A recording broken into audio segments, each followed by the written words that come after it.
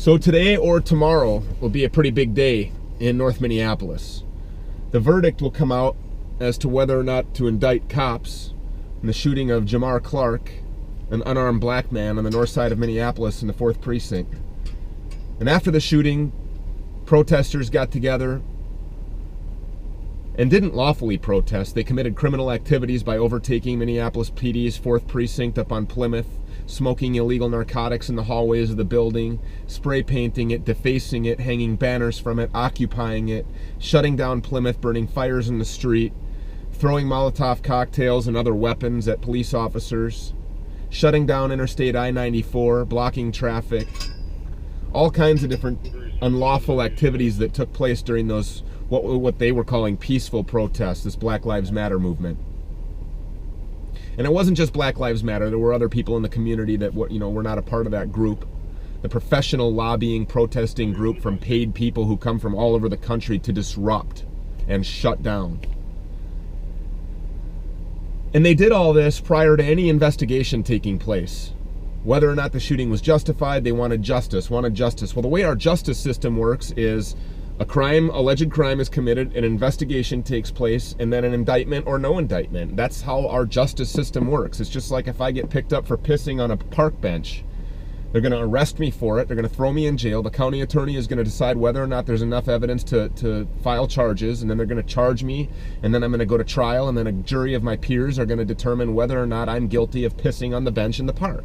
It's really simple. It's the way our justice system has taken place for years. This is the due process of our justice system.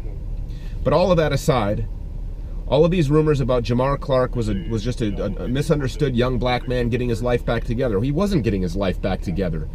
He had an open case at the time for a felony fleeing in a motor vehicle, high-speed chase with the police. That was an open case that was still going on at the time of his tragic end to his life. Not only that, but the police were responding on that very day, at that very moment, to Jamar Clark beating the shit out of a woman. So let's not pretend that this is the poster child for police violence. Let's not pretend that somehow this is justified. If you're going to protest, that's great. I'm all about protesting. And you know what? I'm all about people reforming themselves. I'm all about retribution. I'm all about changing your life. I believe that people can fuck up in their life and then get back on the right track and then lead a productive life for the rest of their life. But this guy was not that person. And those protests, and if the verdict comes back and the decision is not to indict these cops and the shooting is determined to be justified, if rioting takes place, you're doing nothing to further your agenda. You're only damaging your platform. You're hurting yourself by doing that. Because now it makes the mistreatment by law enforcement on citizens that much harder to actually legitimately protest. You're weakening your platform. If you act wild all over the place all the time, it's just going to become normal and nobody's going to react to it. If these two police officers did indeed handcuff this guy and execute him and shoot him in the back of the head like witnesses are claiming that they did, then those two police officers, or however many of them were involved, should be prosecuted. They should be locked up for the rest of their lives. I agree 100%. But if they did not, and if the verdict is not to indict, and if those witnesses are lying about what they saw, thereby causing damages in these officers' lives, then they deserve the same. I would just ask that you take a step back and actually understand what it is that you're protesting. Don't make Jamar Clark the poster child for your agenda when this guy is a criminal who chose his own destiny, allegedly, by reaching for an officer's gun and physically fighting with police after beating up a woman. He is not the face for a legitimate platform. Don't make Jamar Clark the poster child for your cause, because it's really hard to have empathy for somebody who put themselves in that position. I believe in protesting. Stand up. Stand up for sure. Protest against bad. Protest against bad cops, because nobody hates a bad cop more than a good cop. Nobody hates a bad bounty hunter more than a good bounty hunter. Nobody hates bad people more than good people. They're damaging to our community.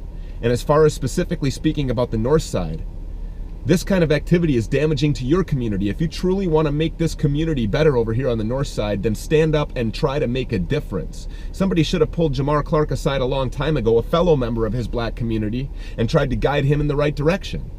But the criminal activity continued. And now protesting or rioting, if you riot when the verdict comes back that these police officers acted justifiably, then you're rioting against a false narrative, a false cause. And that makes it really hard for parents of young black men and women, children growing up, to defend themselves if they truly are mistreated by police. This community needs to come together. This community needs to accept whatever the verdict is.